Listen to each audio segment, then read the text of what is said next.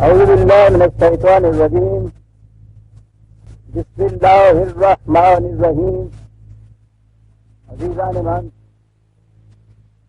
آج مارچ 1975 کی 2 تاریخ ہے اور درس قرآن کریم کا آغاز سورہ النحل کی آیت 65 سے ہو رہا ہے. 16/65 بات شروع ہوئی تھی اور تنجید یادداشت کے لیے عرض کر دیں آیت 53 سے. جیسا کہ آپ کو معلوم ہے وہ پورا درس اس آیت کے 4 الفاظ میں محصور ہو کر گیا تھا. بڑی بنیادی چیز، یعنی قرآن کا معاشی نظام جس بنیاد پر استوار ہے وہ بنیاد ان 4 لفظوں کے اندر تھی. اور یہ سورہ النحل وہ تفریح آیات جو قرآن کہتا ہے اس انداز سے ادھر ادھر سے پھر کے اسی نقطے پر مرکوز ہو جاتی ہے. یہاں پھر بات اسی کی اگلی تفصیل یا تشریح میں سامنے آتی ہے تو اسے دوہرا دوں. وہ جو 4 لفظ تھے کہ وَمَا بِكُم مِّن نِّعْمَةٍ فَمِنَ اللَّهِ، یہ ہے نقطہ ماسکہ آپ کے آگے معاشی نظام کا کہ زندگی کی جتنی سہولتیں، آسائشیں، سامان پرورش، تربیت، نشو و نما، ہر چیز اس لفظ نون عین میم کے مادے میں آ جاتی ہے. بلکہ اس میں تو یہ سہولتیں اور آسائشیں ہی نہیں بلکہ بلندیاں اور مناظر بھی اس کے اندر آ جاتے ہیں. یہ تمام چیزیں بنیادی طور پر جس ساز و سامان سے حاصل ہوتی ہیں وہ تمہاری اپنی نہیں ہیں، نہ تمہاری زر خرید ہے، نہ کہیں سے تم نے جا کے دی ہے، نہ اپنی پیدا کردہ ہے. یہ ساری خدا کی طرف سے دی ہوئی ہے.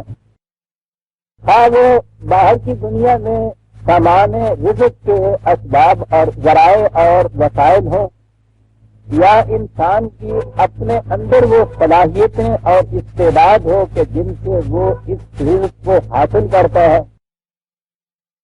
یہ دونوں چیزیں انسان کے اپنے اندر کی صلاحیتیں اور باہر رزق کے ذرائع اور اسباب بنیادی طور پر یہ سب خدا کی طرف سے دیے ہوئے ہیں، بلا بغض و معاوضہ دیے ہوئے. لہذا تم ان میں سے کسی شے کے مالک نہیں ہو سکتے کہ یہ تمہاری ہے نہیں. بنیاد ہے یہ. وہ ایک ہی چیز ہے جو انسان اپنی طرف سے اس میں صرف کرتا ہے، وہ ہے اس کی محنت، اس کا لیبر. تو لائف انسان الا ما سعی، وہ تو ہے ٹھیک تمہارا. اور یہ باقی جتنا کچھ ہے یہ تمہارا ہے نہیں. فمن اللہ، میں نے عرض کیا تھا کہ یہ ہے ساری بنیاد کا ہے قرآن کے ماضی نظام. اس پر اگر ایمان ہے تو پھر یہ نظام قائم ہو سکتا ہے. یہ چیز اگر نہیں ہے، اسے اپنا ذاتی سمجھ لیا ہے، پرائیویٹ پراپرٹی کو تسلیم کر دیا گیا ہے. یہ ہے نظام سرمایہ داری کی بنیاد. وہ جو اس کے الرغم بالمقابل اس نے قانون کی بات کہی وہ بھی 4 لفظ ہیں جو اس نے یہ کہا تھا کہ قال انما اوتیت علی علم عندی، علم عندی. یہ میری ہنر مندیوں کا نتیجہ ہے جو کچھ میں نے یہ حاصل کر رکھا ہے. یہ ہے جی 2 بنیادیں ہیں حقیقت میں. لمبی چوڑی بات ہی کچھ نہیں ہے اس میں. انہی بنیادوں پہ 2 مختلف متضاد عمارتیں استوار ہوتی ہیں. ایک عالمگیر نظام ربوبیت کی، دوسری عمارت کو یکسر تقریب کی اور فساد کی ناہمواریوں کی. تو یہ جو چیز ہے فمن اللہ، بس اس کی تشریح یہ چلا جاتا ہے مختلف آیات کے اندر جو اس صورت میں آپ کے سامنے آئیں گی. جہاں تک ذرائع پیداوار کا تعلق ہے وہ کہتا ہے ذرا سوچو تو صحیح کہ یہ چیزیں جو میں کہہ رہا ہوں انہیں تم خود پیدا کر سکتے ہو کسی طرح سے. اس دور کی بات ہی نہیں کہ جب ابھی پیدا کرنے کے ذرائع لوگوں نے نہ ایجاد کیے تھے نہ ان کا انکشاف ہوا تھا. بڑی سادہ سی زندگی تھی. آج 20ویں صدی کے اندر بھی جب آپ کی سائنس اور اس کے اکتشافات اتنے آگے جا پہنچے ہیں، آج بھی یہ حقیقت ہے کہ دیکھو تو صحیح دنیا کیا بات، یعنی کہنے کو تو یہ یوں نظر آتا ہے کہ ٹھیک ہے کھیتی باڑی کے چند مسائل ہیں جنہیں بیان کر کے ہے قرآن، یہ کھیتی باڑی کے چند مسائل نہیں ہے، وہ اپنی وہ جو بنیاد ہے اس کی وجہ من اللہ، یہ اس کی تشریح دیے جا رہا ہے اور کہتا ہے کہ کرو ترتیب کون کر سکتا ہے اس کی، واللہ انزل من السماء ماء، آسمان سے بارش ہوتی ہے، یہ آسمان سے جو بارش ہوتی ہے کہا گیا ہے، یہ ساری پیداوار ہے، اس کا راز اس میں آپ کہیں گے نہیں سب دریاؤں سے بھی تو پانی آتا ہے، کنویں سے بھی تو پانی ہم پھینکتے ہیں، ٹھیک ہے جی، یہ جو اس کا نظام ہے آپ پاکی کا، اگر سمندر سے یہ عمل تشید جو ہے سورج کی کرنوں کے ذریعے سے جو اوپر اٹھتا ہے، سارے سال پر سارے جتنی چیزیں جس سے یہ ایک چیزیں کہیں کسی زندہ چیز کے اوپر پڑ جائے سمندر کے پانی کا جھلس سے رہ جاتی ہے، ایک گھونٹ پی نہیں سکتا انسان، وہ پانی ہے آپ کے یہاں اس زمین پہ، اگر وہ اعلیٰ حال ہی رہنے دیا جائے، نہ پینے کو آپ کو ملے، کھیتی باڑی تو بہت دور کی چیز ہے، یہ نظام آب رسانی کہ وہاں سے عمل تشید کے ذریعے سے، تفسیر بھی نہیں،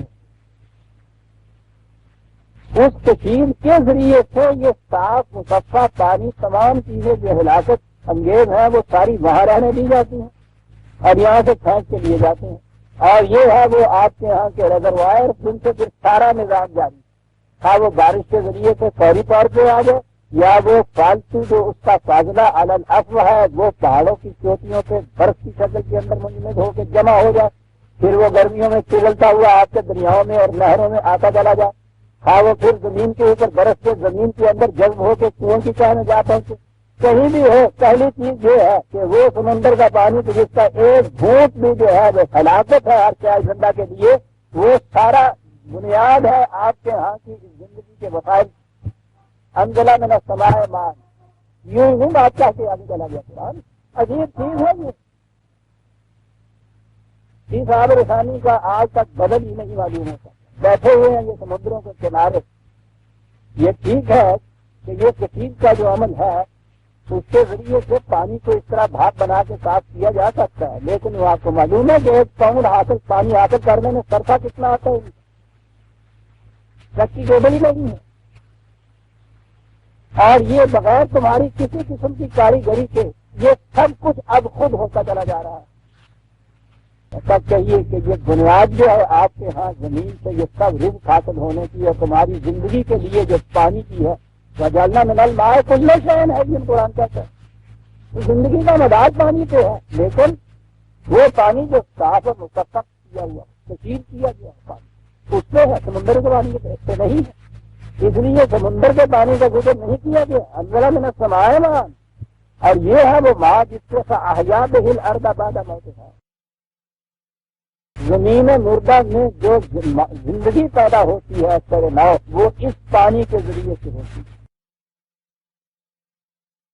یہ پانی وہاں نہیں رہتا تو وہی زمین مردہ ہوتی ہے جسے بنجر کہتے ہیں آپ چور کہتے ہیں، اس سے اسے زندگی ملتی ہے، تو کیسا بتاؤ تو صحیح اس میں کون سی چیز تمہاری پیدا کرنا ہے، پھر اس زمین سے پہلی چیز انا فی ذالک لآیۃ لقوم یسمعون، وہ یعنی بات جو تھی اس میں کون سی ایسی غور و فکر کی چیز ہے جو کہا کہ آسمان سے بارش برستی ہے اس کو زمین سے ریزی پھولتی ہے، فصلیں اگتی ہیں اور ایک داستان بھی جانتا ہے اس کو، لیکن وہ کہتا ہے کہ اس میں ان کے لیے کہ جو ان باتوں کو گوش سے ہوش سے سنتے ہیں حقیقت تک پہنچنے کی بہت بڑی نشانی ہے،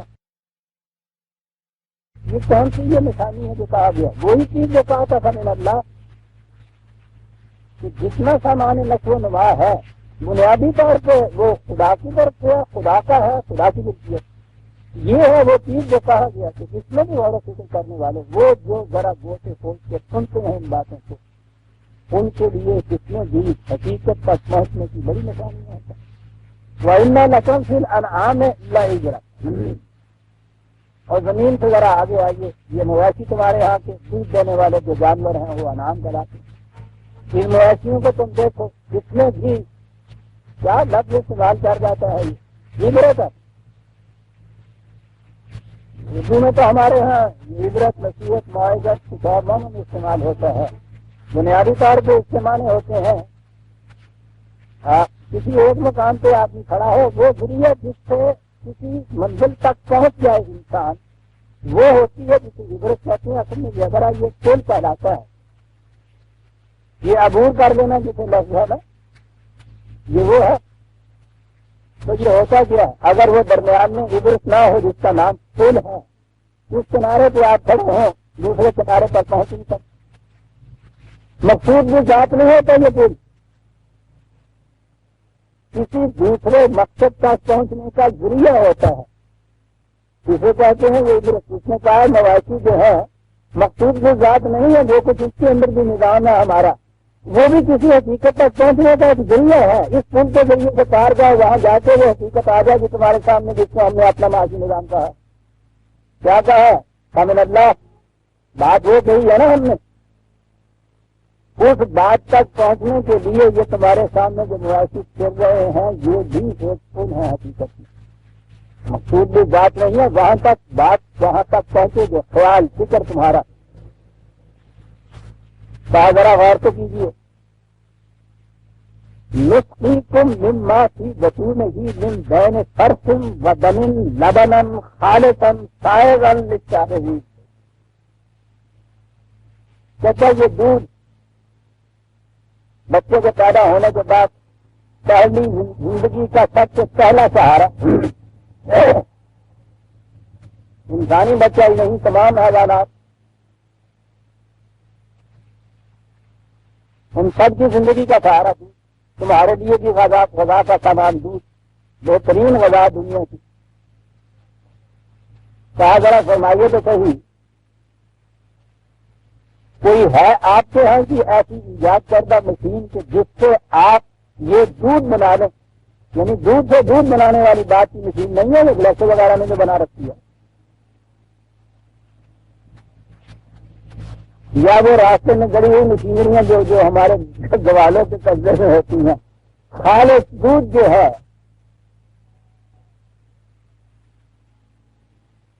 ایک قطرہ دودھ کا نہیں بنا سکتے، آج تک اس کا سبسٹیٹیوٹ نہیں بن سکتا۔ کہتا ہے ذرا غور تو کیجیے بنتا کہاں ہے؟ یہ غذا معدے میں پہنچ کے جس شکل میں تبدیل ہوتی ہے، اگر تمہاری آنکھوں کے سامنے آ جائے جو کھایا پیا ہے وہ بھی پیسے کے لیے ہوگا۔ اس غذا کے دو حصے ہو جاتے ہیں، ایک تو خون بن جاتا ہے، کہا ذرا دیکھو تو صحیح خون کو چاہتا ہے جی پینے کا، دوسرا حصہ اس کا غلاظت بن جاتا ہے۔ وہ کہتے ہیں انہی میں سے آپ سوچے تو صحیح، انہی میں سے ایک وہ چار ہے جسے تم دودھ کہتے ہو، وہ ان میں سے اندر ہی اندر کسی طرح سے تبدیل ہو کے بن جاتا۔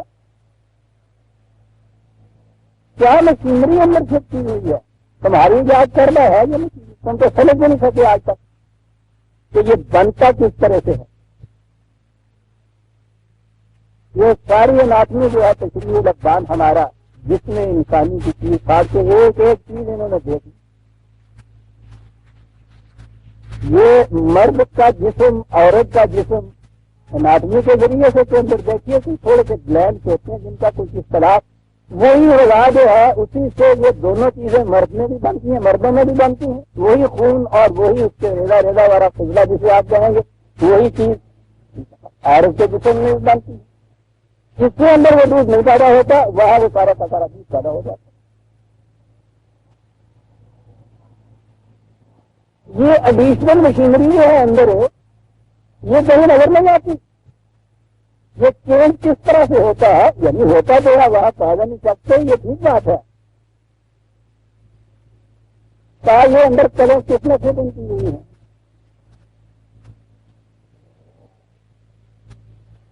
ان چیزوں سے اس قسم کی چیز کا پیدا ہو جانا جس کے اوپر پہلا تو وہ پانی کا ہے، ہر زندہ شے کا مداد پانی کے گھونٹ. اگلی چیز نشو و نما کی آ گئی زندگی کے بعد.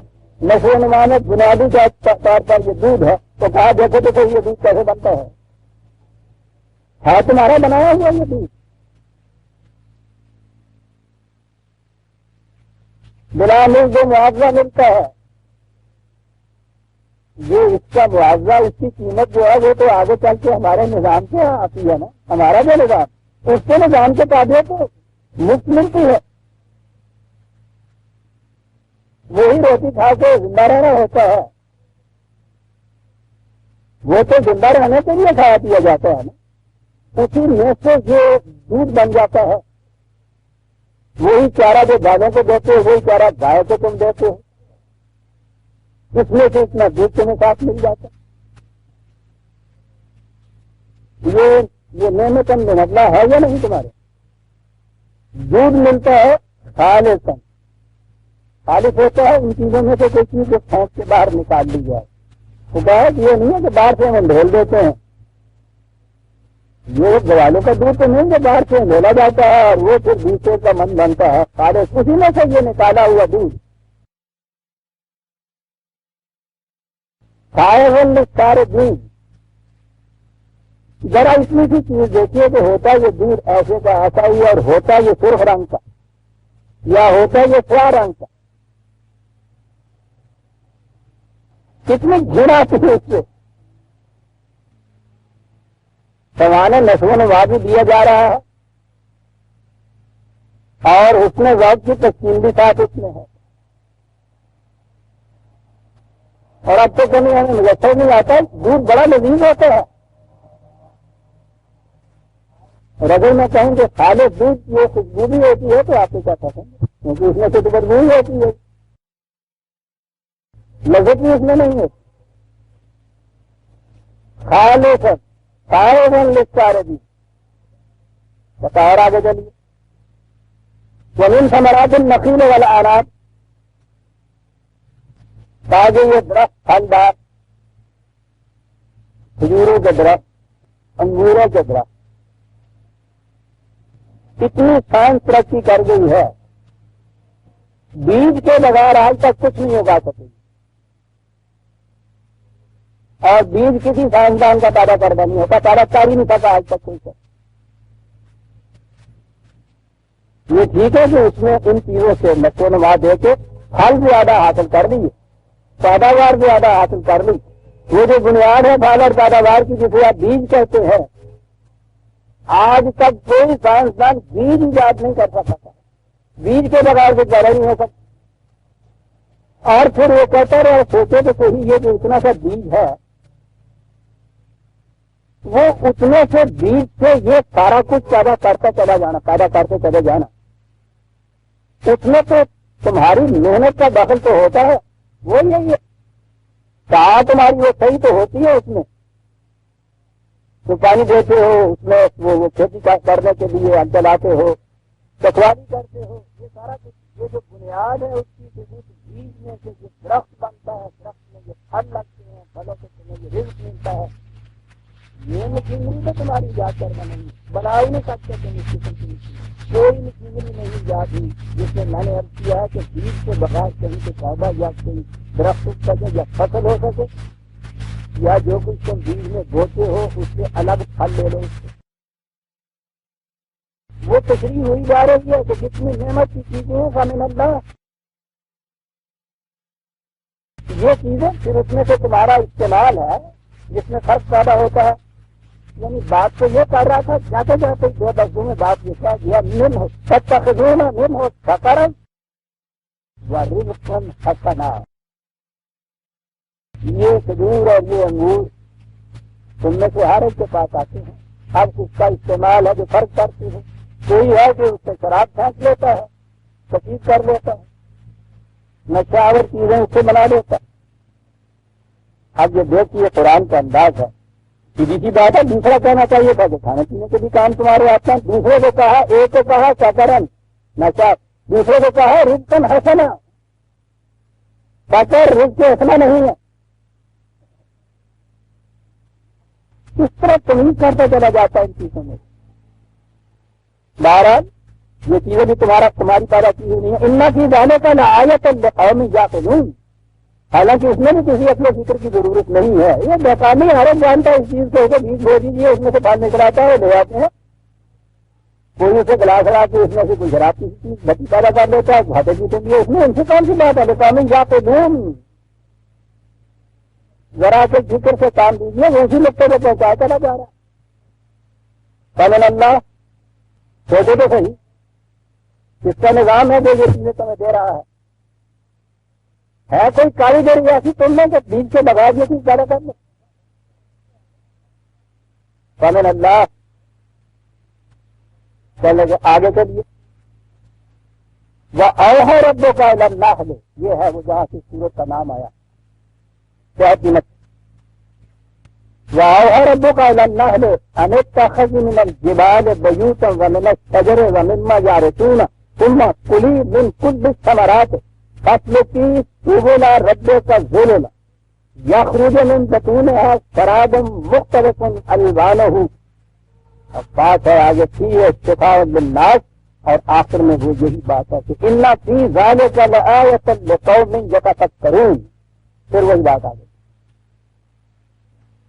چائے کی مچھی، اس کا کھٹا، اس میں سے چائے نکلنا، اس میں کسی غور و فکر کی ضرورت ہے؟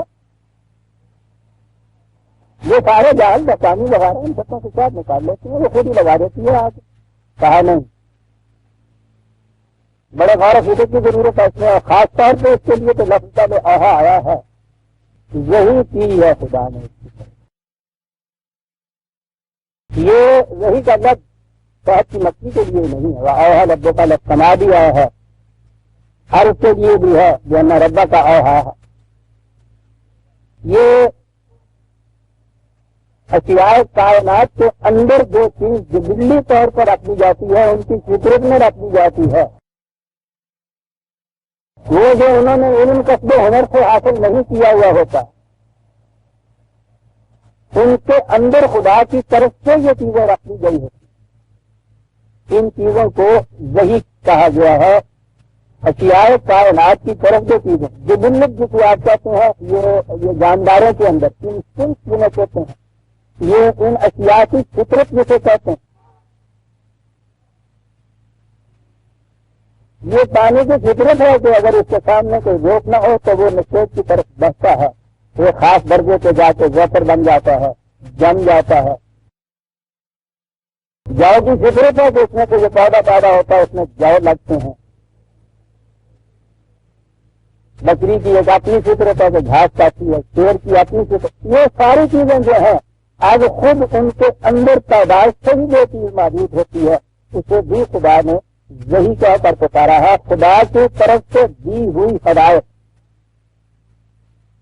یہ تمام خارجی اشیاء کے اندر اب خود ہوتی ہے، ہر بچے میں پیدائشی طور پر ہوتی ہے. مرغی کے بچہ جو چوہا نکلتا ہے اس کو اپنے طور پر پیدائش کے ساتھ معلوم ہوتا ہے کہ میں نے پانی کی طرف نہیں جانا. بچ کے بچے کو یہ معلوم ہوتا ہے پیدائش کے ساتھ ہی کہ میں نے دوڑ کے پانی کے پاس چلے جانا. ان چیزوں کو بھی قرآن نے وہی قرار دیا ہے. وہ ڈائریکشن زندگی کی کہ جو خدا کی طرف سے دی جاتی ہے. اب خدا کی طرف سے دی جانے کا جو ذریعہ ہے اس میں ذرا فرق پڑے گا آپ انسانوں کی زندگی میں، اور ان میں ڈائریکشن یا ڈائریکٹر جتنے بھی یہ ہیں یہ سارے خدا کی طرف سے جو دیے جاتے ہیں اسے وہی کہہ کر پکارا گیا. یہ انسانوں کی طرف جب آئے گی وہی، اس کے لیے میں الگ آپ کو بتاؤں گا کہ وہ ایسی نہیں کہ ہر انسانی بچے کے اندر رکھ دی گئی ہو. وہ ایک خاص مخصوص برگزیدہ ہستی کو دی جاتی تھی وہ وہی، اور وہ انسانوں تک پہنچاتا تھا. یہ ہے وہ وہی جو انبیاء کو ملتی، جو غیر اجنبی کو خدا کی طرف سے براہ راست نہیں مل سکتی. کسی غیر اجنبی کو کسی نبی کے مخاطب سے ملے گی یہ وہی. یہ جو قرآن میرے سامنے ہے یہ خدا کی طرف سے ادا کردہ وہی ہے. مجھے براہ راست حاصل نہیں یہ ہوئی، بکری کے بچے کی طرح یا چوزے کی طرح میرے اندر پیدائش سے یہ چیز نہیں تھی. یہ ایک پیغمبر کی وساطت سے ملی ہے. ہم کسے کہتے ہیں؟ وہ وہی جو انسانوں کی طرف خدا دے. اور پھر میں یہ بھی عرض کر دوں یہی وہ جو مغالطہ دیا جاتا ہے کہ ہاں صاحب وہ غیر نبی کو بھی وہی ملتی ہے. دیکھو نا میں موسیٰ کے متعلق قرآن نے کہا ہے کہ وہی کی حواریوں کی طرف خدا نے کہا وہی کی. چلیے صاحب دو آیتیں کوٹ کر دی. ان کو پتا ہے کہ ان بیچاروں نے کبھی قرآن کا تو مطالعہ نہیں کیا. وہ حیران ہو جاتا ہے کہ آزاد لفظ وہی تو ہے. وہ عربی زبان جو ہے اس سے نابلد نہیں ہے. یہ تو دھوکہ دیتے ہیں. ان کو پتا ہے یہ باتیں علم نہیں ہے. عربی لغت کے کتابوں کے اندر میں لکھا ہوا ہے یہ چیز. تو عرب یہ اس معاملے کو یوز کرتے تھے. کوئی حکم کسی دوسرے کی طرف جو بھیجا جائے تھا اس کا کوئی ذریعہ ہو تو وہ وہی کہتے تھے. موسیٰ کی طرف خدا نے اپنے کسی برگزیدہ انسان کے ذریعے سے ایک بات بھیجی. عربی قاعدے کی روح سے اسے آ جائیں گے. کسی ایک چیز کے ذریعے کوئی خبر دوسرے تک پہنچنا شرط اس میں یہ ہے کہ اسے علم ہو جائے کہ یہ کس کی طرف سے آئے. یہ شرط تھی اس میں. عربوں کے یہاں اسے وہی کہتے ہیں. کسی ذریعے سے کسی کی طرف کوئی حکم بھیجنا بشرطے کہ اسے علم ہو جائے کس نے بھیجا ہے. یہ وہی کہلاتا ہے. موسیٰ کی طرف وہی. حواریوں کی طرف حضرت عیسیٰ علیہ السلام بیچ میں بیٹھے ہیں. ان کے ساتھ ان کے وہ مصاحب یا حواری یا صحابہ یا مومن ہیں. نبی کی موجودگی میں درمیان میں بیٹھے ہوئے ان کی طرف الگ جو وہی ہو.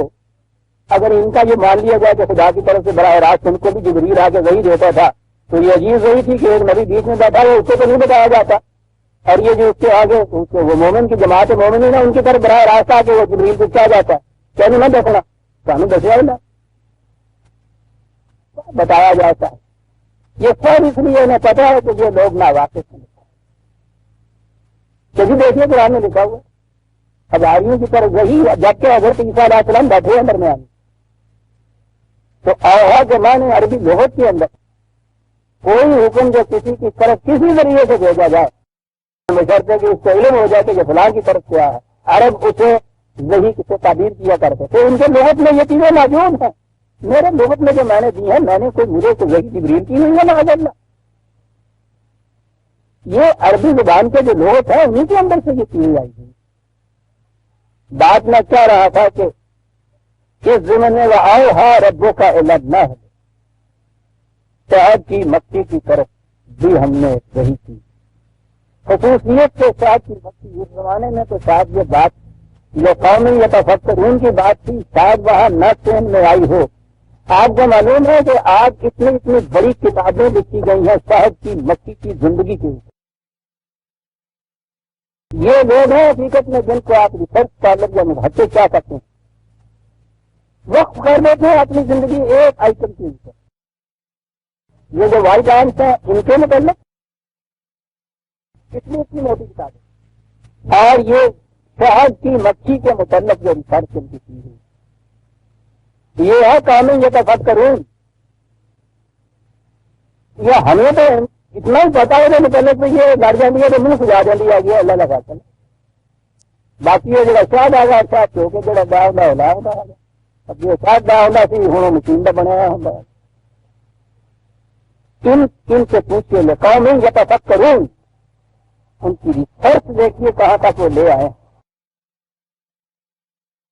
یہ اندر جو کچھ اس کارخانے کے ہوتا ہے چھتے کے اس کو تو چھوڑیے. یہ جو خود چھتا بنتا ہے بڑے بڑے آرکیٹیکٹ جو ہیں جی اس کو لے کے بیٹھے ہوئے ہوتے ہیں اس چھتے کے. ہشت پہلو خانے میں ہیں اس قسم کے. وہ کہتے ہیں کہ باریک ترین جو جیومیٹری کے بنے ہوئے ہیں حالات وغیرہ ان سے بھی اتنے اسپیسیفک اسپیسیفکیشن کے اعتبار سے نہیں بنتے جس اعتبار سے وہ لاکھوں کی تعداد میں وہ خانے اس سے ہوتے. باہر سے اندر تک جاتے ہوئے جو ان میں اختلاف پیدا ہوتا چلا جاتا ہے ان خانوں کے اندر. عجیب و غریب ریسرچ صرف خالی چھتے پہ ہوئی تھی.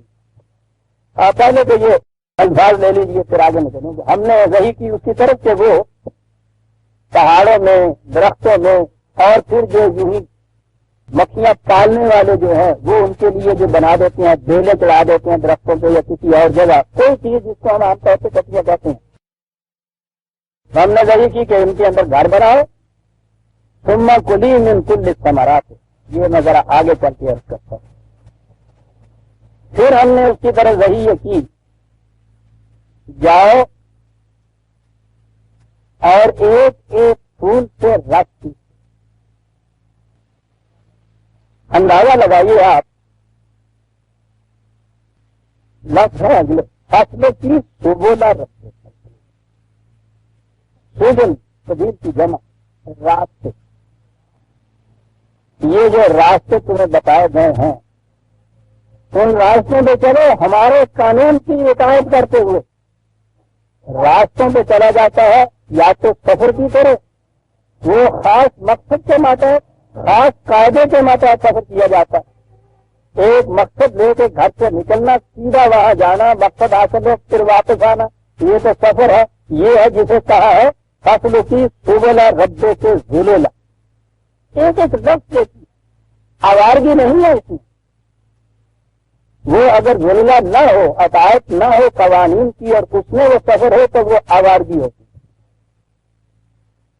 اور اگر ان چیزوں کو ملحوظ رکھ کے سفر کیا جائے تو وہ سفر ہوتا ہے بامقصد اطاعت کرتے ہوئے۔ ذرا یہ دیکھیے یہ سلک جو قرآن نے سبل جو قرآن نے کہا ہے، یہ کیا راستے ہیں جو شاید کی مچھلی طے کرتی۔ میں مختصراً عرض کروں گا ان کے متعلق جو ریسرچ ہوئی، ایک مکھی صبح سے شام تک اپنے وزن سے، اپنے جسم کے وزن سے 500 گنا زیادہ وزنی شہد کا مادہ کھینچ کے لاتی، اسے ایک چمچی شہد کی بنانے کے لیے 2000 پھولوں میں سے رس چوسنا پڑتا ہے، اسے 1 پاؤنڈ وزنی شہد بنانے کے لیے اپنے چھتے سے پھولوں تک جانے کے لیے 37,000 مرتبہ ان راستوں کو طے کرنا پڑتا ہے، اور ان کا اوسط فاصلہ جو ان لوگوں نے اس کے متعلق بتایا ہے وہ 50,000 میل کا ہوتا ہے۔ کرۂ ارض کے گرد 2 دفعہ اگر چکر لگایا جائے تو اتنا بنتا ہے یہ۔ آپ دیکھ رہے ہیں سبل اور رب کا ذلیلا، یہ سبل کیا تھا؟ ان سے پوچھو جنہوں نے ان راستوں سے ان کے پیچھے چل چل کے دیکھا کہ یہ سبل کیا ہے، پتہ نہیں وہ ایک پھول یہاں ہے، دوسرا کہاں ہے، تیسرا کہاں ہے، سبل ہے چل رہی 50,000 میل کا فاصلہ۔ اور پھر یہ کس طرح سے طے ہوتا ہے؟ دیوان من اپنے چھتے سے جہاں یہ پھر جاتی ہے سینکڑوں میل کا فاصلہ اس میں ہو جاتا ہوگا ایک دفعہ جانے میں۔ اس فضا میں وہ جاتی ہے جہاں کوئی نشان راہ نہیں ہوتا، کہیں مائل سٹون نہیں لگا ہوا، کہیں ڈائریکٹو نہیں لگے ہوئے، کہیں نشان نہیں دیے ہوئے کسی قسم، کبھی وہ مشرق کی طرف جاتی ہوگی کبھی مغرب کی طرف، جہاں بھی کہیں وہ پھول کے متعلق کیا ان سائٹ اس کی ہوتی ہوگی جس کے لیے وہ پھول کی طرف جاتی ہے۔ سینکڑوں میل اس فضا کے اندر جہاں کوئی نشان راہ نہیں ہے، اور ہر مکھی وہاں سے جب بھی ایک وہ قطرہ یا قطرے کا کتنا حصہ اس میں سے لیتی ہے وہاں سے فوراً واپس آتی ہے، اسی چھتے میں کبھی نہیں بھولتی ہے، ایسا کبھی ہوا ہی نہیں ہے کہ مکھی بھول گئی ہے کسی دوسرے چھتے میں کبھی گئی ہے، نگاہ اس کی وہاں ہوتی، وہی جس کو اقبال ابن پاک نے کیا کیا کہ طرف در وسط گردوں جگانا، اکیلی تنہا ان فضا کی تہنائیوں کے اندر وہ سینکڑوں میل چلی جاتی ہے، لیکن نگاہ ہوں بچا کے ساتھ جانا۔ یہ ہے جی وہ چیز جسے وہ کہہ رہا ہے قومی یا تفکر، انہوں نے تو صرف فزیکل سائڈ جو ہے اسی کے اوپر یہ فکر کیا ہے، بہت فکر کیا ہے، وہ لوگ پوچھے نہیں قومیں متفکرین تو وہ قومیں، یہ سارا ڈاٹا جو میں نے آپ کو دیا ہے یہ میری فکر کا تجسس کا نتیجہ نہیں ہے، انہیں لوگوں کی ریسرچ کے نتائج ہیں جو انہوں نے یہ کیا، اور وہ تو اگر یہ کتاب لے کے آپ بیٹھے حیرت میں گم ہو جاتے ہیں اگر جو نظام آتا ہے ان کا، یہ تو ابھی وہ شہد اکٹھا کرنے کی منزل ہے جو آتی ہے، کتنا بامقصد ہے یہ سفر، وہی جو ذلیلا کہا ہے، ہمارے قانون کی ہدایت کرتے ہوئے چلی جائے، سینکڑوں میل چلی جائے، جس وقت سے وہ چیز حاصل ہوتی ہے جس کے تلاش میں وہ نکلی ہوئی ہے، جو وہ حاصل ہوئی سینکڑوں میل کا فاصلہ اسی طرح سے بغیر نشان راہ کے طے کرتی ہوئی اپنے چھتے کے اندر آ گئی۔ عزیزان من بات میں سے بات یاد آ جاتی ہے، یہی کہا تھا قرآن نے کہ یہ تمہارے لیے ہم نے قبلہ جو ہے مرکز بنا دیا ہے تمہاری تمام توجہات اور مسائل کا زندگی کے ایک مرکزی نشان. کہا جاؤ اس دنیا کے اندر چلو پھر عزیزان من دیکھیے کہ کس طرح سے قرآن نے یہ بات کہی. وَحَيْثُمَا كُنتُمْ فَوَلُّوا وَجُوهَكُمْ شَطْرَهُ. کہیں کرے جاؤ زندگی کے سفر کے اندر تمہاری نگاہ اس کی طرف رہنی چاہیے. یہ ہے زندگی کا بنیادی نسل, اجتماعی زندگی کا بنیادی نسل ہے. اجتماعی زندگی کی بہترین مثال شہ کر سکتا ہے ان لوگوں کی. ہم سے بھی تو یہی کہا تھا, وہ یوں ہی نہیں تھا. مدینے میں مملکت قائم کرنے کے بعد بھی جو قرآن نے یہی تو کہا ہے, ہاں قد نرى تقلب وجهك في السماء. وہ رسول کی مملکت وہاں قائم ہو رہی ہے. خدا یہ کہہ رہا ہے کہ ہم دیکھتے تھے کہ کس طرح سے تو ایک سب آرزویں اپنے قلب میں لیے ہوئے آسمان کی طرف تک رہا تھا کہ یا اللہ وہ جو چھتا ہے, وہ جو مرکز ہے, اس مرکز کے اوپر بھی تو تعبیت ہماری ہونی چاہیے. کتنی آرزویں قلب میں لیے ہوئے کہ آسمان کی طرف تکتا تھا کہ یہ ہو, ہم نے کیا اس چیز کو. وہ مرکز آیا تھا تمہاری تعبیت میں, اور اس مرکز کے معنی اب یہ نہیں ہے کہ وہاں جاؤ سال کے بعد اور زمزم کے پانی میں ساری عمر کے گناہ دھو کے واپس آ گئے خریدنے میں چلا ہو. کہا جہاں کہیں دنیا میں بھی تم ہو, کہا تو میں تم, وہاں تمہاری نگاہ اس کی طرف رہنی چاہیے. قبلہ کہتے اس کو ہے جو نگاہ کے سامنے رہے, ہر وقت نگاہ کے سامنے رہے, جیسے شہد کی مکھی کی نگاہ کے سامنے کھپا رہتا ہے. چلی جا رہی ہے سینکڑوں میل کے ساتھ بغیر اس پھول کے رس کے لیے ہوئے دھاتی میں. اب آگے چلیے, وہاں سے وہ رس لیتی. یہ ہزاروں کی تعداد کے اندر یہ مکھیاں ہوتی ہیں کھپے کے اندر, جو باہر جاتی ہیں پھیلی. سینکڑوں میل کا سفر کیا, وہاں سے جا کے اس میں سے ایک بوند سے کم کا لفظ مارے ہیں کیونکہ نہیں ہے اس لیے وہی کہنا پڑتا ہے, ورنہ وہ بوند یا قطرہ ہوتا نہیں ہو تو اس سے بہت کم ہوتا. اس نے جب لیا, یہ دیکھتے ہیں اس کے اندر کہ آج تک کوئی ایسا کیس ہمارے سامنے نہیں آیا کہ اس مکھی نے راستے میں اس قطرے کو خود پی لیا ہو. بھوک سے مر جائے گی, وہ ہو نہیں سکتا کہ اس امانت میں خیانت کرے. جبھی تو قرآن نے یہ کہا تھا کہ ہم نے اپنی امانت اس خارجی کائنات کے پہاڑوں پہ اور سماج پہ اور عرض پہ رکھ دی, کسی نے اس میں خیانت نہیں کی. فاحمل الانسان, وہ انسان ہے کم وقت جو اس کے اندر خیانت کرتا ہے. انسان ظلوما جہولا, ظالم بھی ہے جاہل بھی ہے. وہ لکھتے ہیں کہ کوئی کیس آج تک ایسا نہیں کہ کسی مکھی نے اس امانت میں راستے میں خیانت کی ہے. سارا نہیں تو کچھ ہی اس میں سے تھوڑا سا چوس لیا, کتنی بھوک لگی ہوئی ہے, کبھی نہیں ایسا ہوا. کیا تھا نظام, میں نے جو عرض کیا تھا قرآن نے جو بتایا کہ یہ تمام چیزیں فمن اللہ کی طرف سے دی ہیں. ہر فرد اپنی اپنی استعداد اور استطاعت کے مطابق صحیح کرے, محنت کرے, محنت کرتا چلا جائے.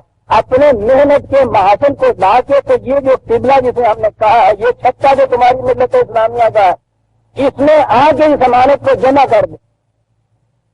آگے پتا ہے آپ کو یہ کیا نظام ہے ان کا. وہ جو لاتی ہیں وہ لانے کے بعد وہاں جا کے رکھ دیتی ہیں, ڈپازٹ کر دیتی ہیں, اور آپ باہر چپکے سے جا کے بیٹھ جاتے. اندر ایک سربراہ ہوتا ہے جسے کوئی ان کی کہا جاتا. نظام ان کا اندر یہ ہے, یہ بچے دینے والی مکھیاں وہ سب سے اندر حفاظت میں رکھی ہوئی ہے. ان کے باہر گارڈین ہوتے ہیں, گارڈ ہوتا ہے ان کا. ان کا کام ہے باہر کے خطرہ جو ہے اس خطرے کی مدافعت ہوتا ہے. ڈنک مارنے والی یہ گارڈ مکھیاں ہوتی ہیں, ان کے ہاتھوں میں سنگینیں دی ہوئی ہوتی ہیں, وہ وہی ہوتی ہیں. یہ اس کے باہر ہوتی ہیں, یہ جو یہ سامان نشو و نما لانے کے لیے جن کا ذمہ دیا ہوا ہوتا ہے, یہ جو ہزاروں سینکڑوں میل کا سفر کرتی ہیں, یہ ہوتی. یہ اس لانے کے بعد جو کچھ انہیں ملتا ہے, یہ لانے کے بعد اس سربراہ کی خدمت میں پیش کر دیتی ہیں, وہ وہاں ڈپازٹ کر دیں. اس ڈپازٹ کیے ہوئے میں سے جو بہترین حصہ اس کا ہوتا ہے نشو و نما کے لیے، وہ جو اندر ہوتی ہے جنہوں نے زیادہ بچے نہیں دیے یا بچے دے دیے ہیں تو ان بچوں کے لیے یہ اس میں سے تو وہ سارے کا سارا ان کے حصے میں آ جاتا ہے سر. پھر کچھ وہ ملا جلا اور کچھ جو موم ہوتی ہے وہ گارجین کو دی جاتی ہے، اور یہ جو موم اس میں سے ہوتی ہے یہ ان لیڈر کو دی جاتی ہے جو باہر بیٹھا ہوا پھول کا بہترین رس وہاں سے یہ نچوڑ کے چن کے لے آتی ہے اور اس کے حصے میں وہاں سے موم آتی ہے. ہاں ایک تو اس کی ضرورت کے مطابق کتنے سے ملتا چلا جاتا ہے. کوئی مکھی یہ نہیں کہتی کہ صاحب میں نے جان مار کے محنت کر کے کتنا عمدہ لطیف اور چینی رس نکال کے لائی تھی. وہ تو انہیں دیا جاتا ہے کہ جو کچھ بھی نہیں کرتے اور ہمیں یہ گاؤں کی روٹی مل رہی. یہ جو ان کے یہاں تقسیم عمل ہے، عجیب چیز ہے کہ ان مکھیوں کے اندر کی بناوٹ اس قسم کی ہے کہ یہ ڈیلیور کرنے والی مکھیاں جو ہے وہ اپنی استطاعت لیے ہوئے ہوتی ہیں، گارجین اپنے لیے ہوئے ہوتی ہیں، پیدا کرنے والی الگ لیے ہوئے ہوتی ہیں. ہمیں سب مکھیاں ایک جیسی نظر آتی ہیں. کیا کہا تھا قرآن نے؟ برفانہ بادہم فوق بعض درجات لیتخذ بعضهم بعضا سخریا. یہ جو مختلف قسم کی آپ ان کے اندر ٹیلنٹ ایبلٹیز استطاعت کیپیسٹی صلاحیتیں دیکھ رہے ہو، اس لیے ہے کہ ایک چھتے کے لیے مختلف کام ہوتے ہیں جو مختلف میں کرنے ہوتے ہیں. یہ اختلاف مدارک اس لیے ہوتا ہے. یہ نہیں ہوتا کہ جو رس چوس کے لائے وہ رس ہی اپنا پی جائے کہ میرا حصہ ہے پرائیویٹ پراپرٹی میری ذاتی ملکی ہے. تھی اپنے آرام لگ بیٹھے ہو چاچے لگ رہے ہو جان نام آدمی ہے 37,000 میٹ فاصلہ طے کر کے آئی ہے تھی بیٹھے ہوئے اندر جناب. کیا کہہ دیا قرآن؟ ورفعنا بعضهم فوق بعض درجات لیتخذ بعضهم بعضا سخریا. یہ اختلاف مدارج جس لیے ہے تقسیم عمل کے لیے، تو یہ نہ بہتر ہے. یہ اس لیے اس بنا کے اوپر کوئی یہ نہیں کہہ سکتا کہ صاحب مجھے اس میں سے جو میں لایا ہوں یہ میری ملکیت ہے، انہیں نہیں دیا جا سکتا. سوال نہیں. اور اس سارے جتنا بھی ہے اس کے اوپر کنٹرول ایک مرکز ہوتا ہے جس کا کنٹرول سزانے کا جاننا کو امتن وسطن یکون شہداء علی الناس. تمہیں ہم نے ایک بین الاقوامی قوم بنایا ہے تاکہ تم تمام نو انسانی کے اعمال کی نگرانی کرو. وہ یکون الرسول علیکم شہیدا، اور تمہارے اوپر تمہارا ایک مرکز جو ہے وہ رسول ہے وہ تمہارے اعمال کی نگرانی کرے. شہد کے پتے کے اندر ایک کوئین ہوتی ہے، سارے اس نظم و نسق کی مالک وہ بیٹھی ہے.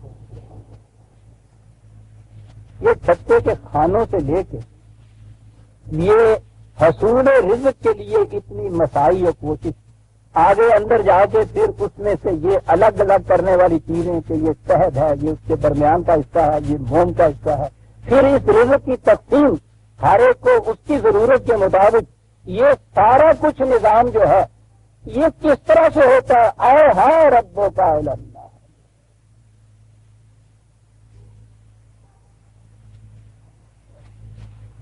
کہا یہی وہی جو ہم نے شہد کی مکھی کی طرف کی، یہی وہی ہے جو قرآن کے اندر تمہارے لیے بھی ہم نے کی ہوئی ہے.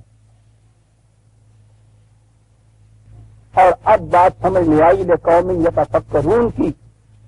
فی ہے شفاء للناس، ٹھیک ہے طبی طور پہ اگر دیکھا جائے شہد کے اندر امراض کے لیے بھی شفا کی بات ہوگی، لیکن میں سمجھتا ہوں کہ قوم یتفکرون جو قرآن نے کہا ہے کہ نئے انسانی کے امراض کی شفا اس نظام کے اندر ہے جس کے اندر تم دیکھ رہے ہو اور جو وحی کی روح سے کام کیا جاتا ہے. یہ شفا صرف بیماریوں کے لیے یہاں نہیں کہا گیا، یتفکرون کی بات ہے. یہ شہد کی شفا جو غذا کے اعتبار سے یا بیماریوں کے لیے ہے اس میں فکر کی ضرورت نہیں. قرآن کے متعلق بھی تو شفاء للناس کہا ہے قرآن نے. وہ کون سی شفا ہے؟ یہی الفاظ شفاء للناس، یہی الفاظ ہے جہاں شفاء اللہ. یہ ٹھیک ہے طبی طور پہ آپ دیکھیں گے تو ٹھیک ہے، صحت کے متعلق کہہ لیجیے، لیکن یہ جو چیز ہے آیات لقوم یتفکرون یہ شفاء للناس.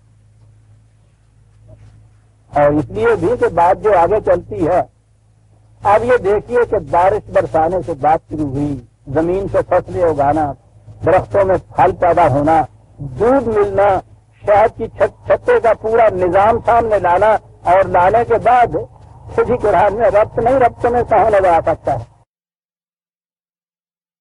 تیرے دماغ میں وہ کھانا ہو تو کیا چاہیے؟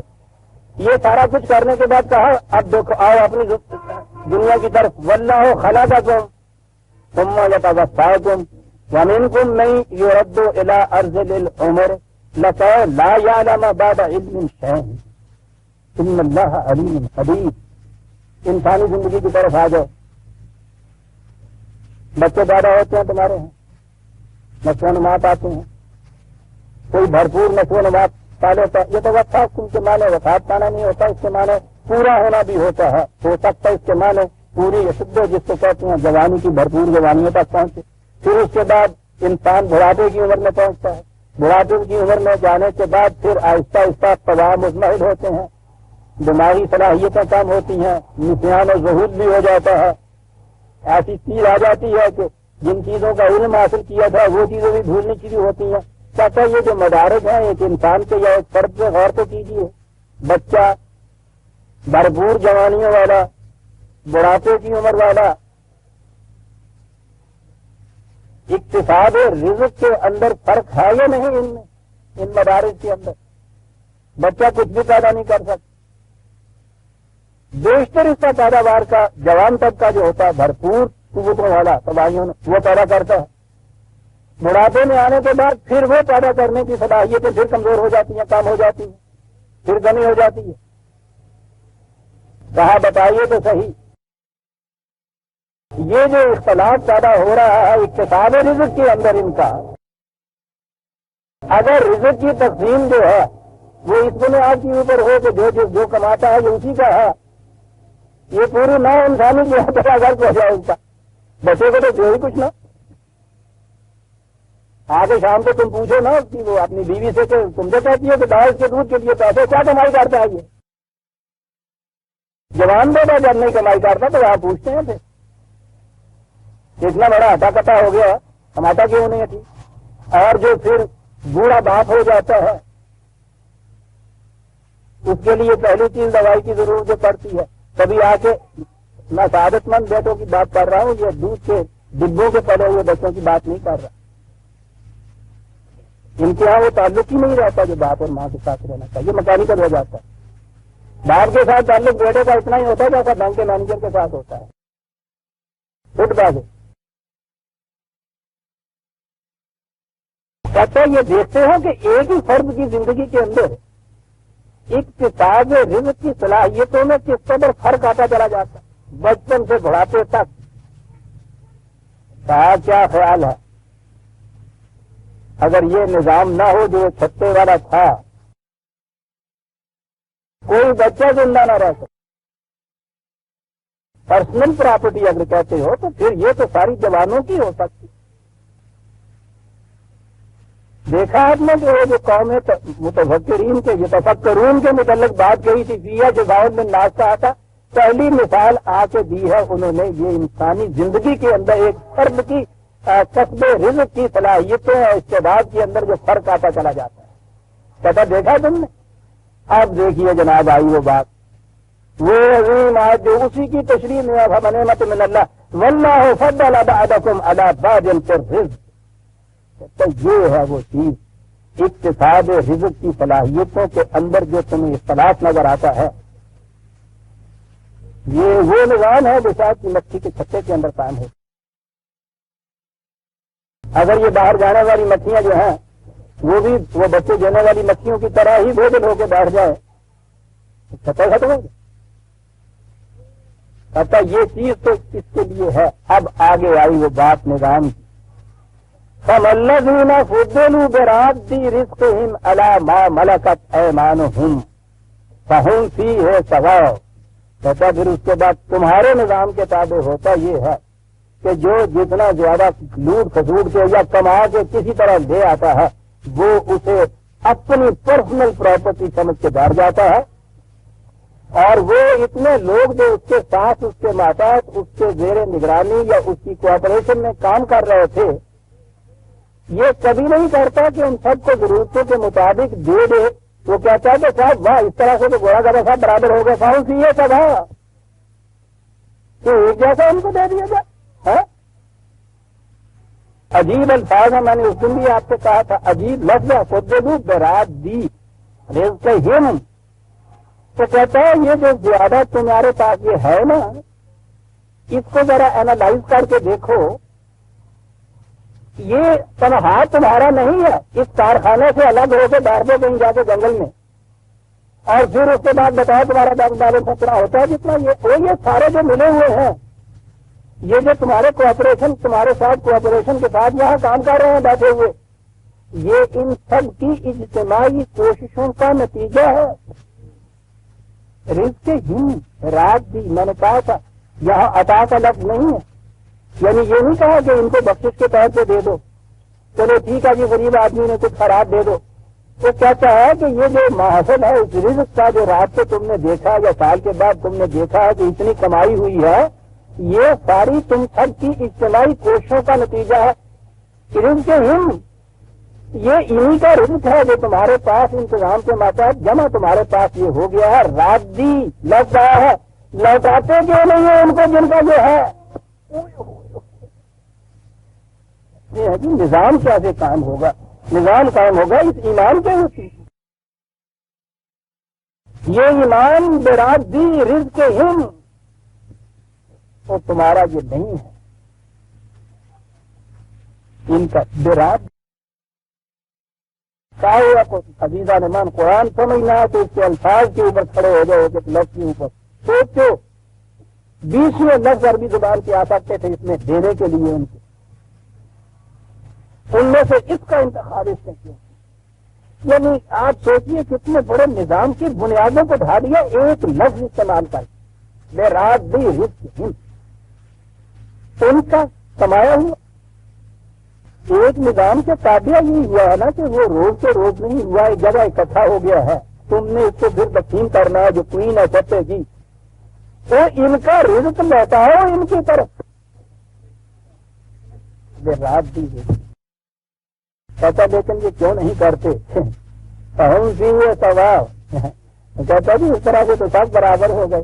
کیا بات ہے, تمہیں پتا اس کا جواب دیا دیا اس نے دیا یہ اسی آپ کے سامنے. نعمت فمن اللہ, کہا اصحاب نعمت اللہ یجحدون.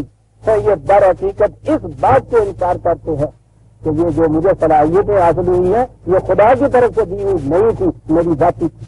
پتا یہ ہے ساری بنیاد اس نظام سرمایہ داری. نعمت اللہ سے انکار کرتے ہیں. انکار کا بھی لفظ یجحدون ہے, انکاری نہیں اس کے اندر ہوتا, اس میں ایک ضد ہوتی ہے. ہار جاتے ہیں اس بات کے اوپر جب ان سے بات کرو دلیل کے لیے کہ نہیں صاحب اتنی اتنی موٹی کتابیں لکھی ہوئی ہیں پرائیویٹ اور پرسنل پراپرٹی کے اوپر ان کے ہاتھ, وہ اتنے اتنے دلائل دیے ہوئے ہیں. اصحاب نعمت اللہ کہتے یوں بات سمجھ میں نہیں, شاید تمہارے آئے بات کیا تم کہو کہ ہماری فکر سے ذرا اونچی. یہ کہتا ہے کہ ذرا باہر بیٹھے ہو نا, کہا ذرا اندر چلے جائیے. آواز دے رہی ہیں بیگم صاحب آپ. واللہ جعل لکم من انفسکم ازواجا وجعل لکم من ازواجکم بنین وحفدۃ. گھر کے اندر چلے گئے, پہلے تو آپ کے یہاں وہ بیگم صاحبہ ملیں گی. بچے کو اگر بطن میں لیے ہوئے ہیں ابھی تو یہ صورت بھی ہے, پیدا ہو چکا ہوا ہے, اس کو دودھ پلا رہی ہیں, پرورش ہو رہی ہے, صبح سے شام تک پورا وقت صرف ہو جاتا ہے ایک بچے کے لیے. کہا یہ ٹھیک ہے آپ باہر سے کما کے لائے ہیں, محنت کر کے آئے ہیں. اندر جاتے ہی کیا پھر یہ کہتے ہیں وہاں جا کے کہ نہیں سر جو کچھ میں کما کے لایا وہ تو میرا ہے, تو بیوی سے کہو کہ تم کیا کما کے لائیے. پھر جو کہتی ہے کہ اس بچے کے لیے لاؤ تو یہ اس نے کیا کمایا ہے سارا دن. دیکھ رہے ہیں کہاں یہ لا رہا ہے آیتیں قرآن. عزیزہ نے من یہ قرآن بڑی بلند سطح چاہتا ہے فکر کی. یہ سطح کی بات تھی نہیں کہ سمجھ میں آتی کے ساتھ کہیں وہ نبات کا ذکر کہاں, پودوں کا ذکر کہاں, بارش کا ذکر کہاں, شاید کی مچھی درمیان میں آ گئی جی, اور اس کے بعد وہ کہہ دیا کہ تمہاری بیویاں ہیں, اس کے بعد تمہاری اولاد ہے. یہ بقول ان کے معاملہ ان جوڑتی بے ربط کی کتاب صاحب, اس کے اندر کوئی ربط ہی نہیں. وہ بہت بڑے علامہ صاحب، وہ ریڈیو کراچی کا آپ نے سنا ہوگا، درس وہاں سے جو ہوتا تھا، وہ بات یہ آ گئی قرآن کی بے ربطی کے اوپر، معاذ اللہ۔ تو وہ کہنے لگے بیٹھی ہوں، ایسے سمجھ لیجیے کہ جیسے دسترخوان پہ بیٹھے ہوئے ہوں، بڑے میاں بھی ساتھ، بچہ بھی بیٹھا ہوا ہو، اور اس کے ساتھ وہ باتیں کچھ کر رہے ہوں اچھی اچھے عمدہ اخلاق کی، تعلیم کی، تربیت کی، اور بیچ میں انہوں نے دیکھا کہ بچے نے وہ سالن جو ہے وہ گرا دیا ہے دسترخوان سے، تو درمیان میں کہتے ہیں کہ بیٹا اچھی دیکھ کے کھاؤ نا، یا دسترخوان کے اوپر تم نے سالن گرا دیا، دسترخوان برا خراب ہو گیا، اور پھر کہے تو پھر تم سے دیکھے نا کہ اسکول میں کس طرح سے تمہیں جماعتی پڑھاتے ہیں، وہ کچھ کہتے ہیں، تو سننے والوں کے بجائے یہ بے ربط چیز نظر آئے گی، وہ اس لیے بے ربط ہو گئی کہ درمیان میں انہوں نے دیکھا نہیں بچے نے سالن گرا دیا تھا۔ میں اندازہ لو قرآن کی تفسیر ریڈیو میں بیان ہو رہی ہے کہ وہ ایسے ہی ہے، بات کرتا چلا جاتا ہے، قرآن درمیان میں دیکھ رہے ہیں کہ وہ بچے نے سالن گرا دیتا ہوگا کہ انہوں کہتا ہے چنگی طرح نہ کس طرح نہ رجوع کا پتھرا کھانا کیا نہیں آگا، پھر اگر پھر کہتا ہوگا کہ اچھا جو اسکول میں ماسٹر نے کیا کہا تھا، معاذ اللہ معاذ اللہ۔ قرآن کی تشریح ساری دنیا میں آپ کے یہاں یہ نشر ہو رہی ہے۔ بہرحال میں یہ عرض کر رہا تھا کہ آپ دیکھ رہے ہیں اس میں رب کیا چلا آ رہا ہے، میں کہ نہیں یہ تو فکرون، یہ تو اپنے فکر سے کام لینے والوں کے لیے یہ بات کہتا ہے، دیکھو تو صحیح گھر میں چلو کیا وہاں کرتے ہو جا کے، سب سے پہلے دیکھتے ہو یا نہیں کہ اس بچے کی ضروریات پوری ہوئی یا نہیں، پھر وہ بچے کی ماں جس نے کچھ نہیں کمایا پھر اس کی طرف دیکھتے ہو، دوائی وقت پہ آئی ہے یا نہیں، تمہارے لیے یہ انتظام ہوا کہ نہیں، پھر وہ جو ساتھ اور کام کرنے والے حفاظتن کے معنی عام طور پہ یہ کرتے ہیں، یہ پوتے وغیرہ بنین جب کہہ دیا ہے تو پھر اگلی چیز یوں نہیں ہونی چاہیے، ساتھ کام کرنے والوں کو کہتے ہیں عربی زبان کے اندر، وہ بھی گھر کے اندر یہ سب کچھ کہتے ہیں، یہ سارا کچھ کہتے ہیں، گھر کا ہے نا نظم، اور آگے ہے وہ رضا کا کم محنت کو یہ بات، اور پھر نہایت خوشگوار رزق جو وہاں ملا تمہیں سامان نشو و نما، کہا یہ اب بتاؤ کس طرح تقسیم ہوتی ہے اس کی گھر کے اندر، تقسیم ضرورت کے اعتبار سے ہوتی ہے یا جتنا کسی نے کمایا ہوتا ہے وہ اس کا باپ دادا کا حصہ بن جاتا ہے، ملکیت بن جاتی ہے، کیسے کرتے ہو تقسیم وہاں تو۔ اور اگلی چیز کہ یہ جو گھر کے اندر یہ کچھ کرتے ہو نا، ذرا گھر کی دیواروں کو ادھر اور ادھر سے گرا دیجیے، یہ معاشرہ بن جائے گا، تو جو وہاں تقسیم کرتے ہو اس اعتبار سے نظام چلا رہے ہو، یہ اسی نظام کو ہم کیوں نہیں آگے کر دیتے، اور آگے ہے کہ اس لیے نہیں کرتے، آفا دل باطل جو میں نون نعمت اللہ ہم یکفرون، خدا کی نعمتوں کو یوں چھپا چھپا کے جو رکھتے ہو اور ان سے نکار کرتے، قرآن کہتا ہے دل باطل جو میں نون، یہ ایمان دل باطل ہے، ایمان باللہ نہیں ہے، دل باطل جو میں نون، عزیزان من کبھی یہ سناوت نہیں ایمان کس کی، ہم تو جب بھی ایمان سمجھے اللہ کو ایمان، تو کہتا ہے یہ اللہ کا ایمان ہے، خدا کی دی ہوئی بلا مزد و معاوضہ نعمتوں کو اپنی ذاتی ملکیت سمجھ کے بیٹھ جانا، اور پھر یہ چیز کہنا کہ ہم خدا پہ ایمان رکھتے ہیں، ایسا ایمان ہے، آپ کو معلوم ہے نا کہ انہوں نے تو آواز دی workers of the world unite together, ادھر سے آواز آئی believers in God unite together, سچے اناج، یعنی جو سرمایہ داروں کی طرف سے آواز بلند ہوئی، آپ کو پتا ہے اس میں قدر مشترک انہوں نے کیا رکھی تھی، بلیورز ان گاڈ، انہوں نے یہ کہا تھا آؤ خدا پرستو، خدا کے ماننے والے آؤ نظام سرمایہ داری کی طرف، جسے انہوں نے ایمان کہا ہے نا خدا پہ، اللہ کہتا ہے دل باطل میں یہ مومن، وہ یہ خدا پہ ایمان نہیں باطل پہ ایمان ہے، یہ تو نعمت اللہ کو چھپا کے رکھنا، یہ یہاں یکفرون جو ہے انکار ہی صرف معنی نہیں ہے، انکار کے بھی معنی وہی ہیں جو پیچھے سے چلا آ رہا ہے، ورنہ اس کے معنی تو چھپانے کے ہوتے ہیں۔